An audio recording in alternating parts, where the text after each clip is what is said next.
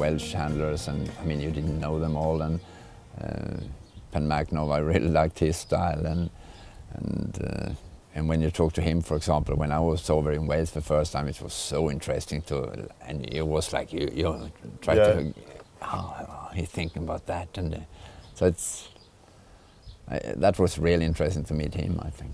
Funny, you mentioned Pen Magnusson earlier, and you were saying that sometimes you'd go to a trial maybe, and nobody could pen, and the next thing Pen Magnusson would do something a little bit different, and he'd pen. And like I often see people and they say, "Oh, the sheep are terrible today, and they can't shed." And do you think that we have to be careful that we don't start making excuses for ourselves or for our dogs? Or yeah, I think that, I mean, it's always a way to beat them. And when if I compare competing here to Sweden, I mean, Sweden, the sheep are tame and they are walking, and it's more like obedience. Yes. I mean, if you just the dog do what you tell it, yes, you're quite successful.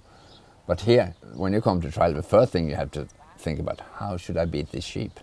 I mean, you can't be thinking about winning all the time. You need to beat the sheep first. Quinn said to me before, actually, he said, when I go out, I think about how am I going to beat the course. Is that what you're talking about a little bit? Don't worry so much about the competition. No. Just use them to see how can you beat the course. Yeah, you have to think that way, because that's the first step. Yes. Then, of course, you're there to win. Yes. That's the plan. But, I mean, you can't win if you can't beat the sheep. Yes. I mean, figure out how to handle them. And so I think that's, you have to start there.